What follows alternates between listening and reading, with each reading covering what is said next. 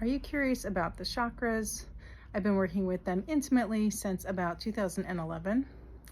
Um, at first, I didn't know that much about chakras. I knew their colors and where they were positioned, but I didn't have otherwise much information about them until I decided to play around with seeing if I could see them. And I was working on my mother one day back in 2011, and she was handicapped and compromised. She was in a wheelchair. And whenever I'd visit, she'd ask me to work on her, and I was giving her Reiki, but I needed like something to do with my focus. So I decided right then and there, this will be my chance to explore and see if I can see the chakras or what I pick up on. So I closed my eyes and I looked in their general direction. And when I looked at her root chakra, I knew it was red. It was at the base of the spine. They run up the center of the body. So the red is at the base of the spine. That's the root chakra. It has to do with our grounding, our stability, our foundation, safety, money, housing, routines, like that kind of a thing. The sacral chakra is orange. It's kind of like between your belly button and your pubic bone. For women, it's by our uterus. That has to do with our creativity, our ability to create, like creating life, and also fun, joy, and just like being silly, and relationships. And then the solar plexus is yellow. It's at where like the sternum, below the sternum, where the ribs meet. That has to do with our power, our confidence, our self-esteem, our literal energy. And so that would be yellow. Then up at the heart, it's green or sometimes pink. And that has to do with our compassion, love of self, love of others, love of the world, anger and resentment and guilt can hang out there too. The throat has to do with our communication, our expression. This is a pale blue, our ability to hold boundaries. And then at the third eye, it's our intuition, our intellectual ability, analytical ability. But when I tune in, I usually get messages related to people's psychic abilities and how they perceive energy, the subtle energies. And then at the crown, at the top of the head, is our connection to divinity and spirituality, or lack thereof.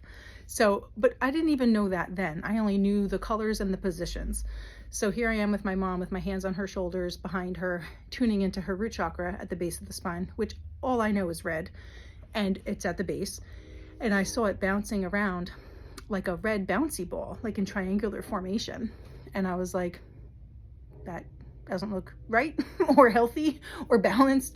So then I made my way up, and I don't remember what I saw at her sacral, honestly. It's been so long, and that one didn't stand out at me.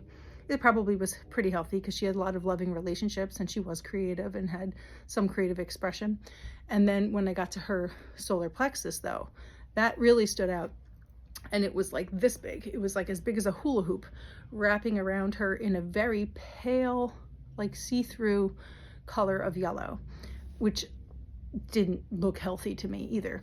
And I didn't know why.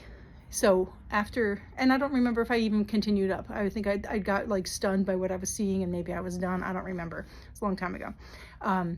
But when I got home, I like researched what it was that I was seeing. And her root chakra has to do with like, you know, everything they say about how to support the root chakra is like, get your feet in the grass, you know, like go outside, connect with nature.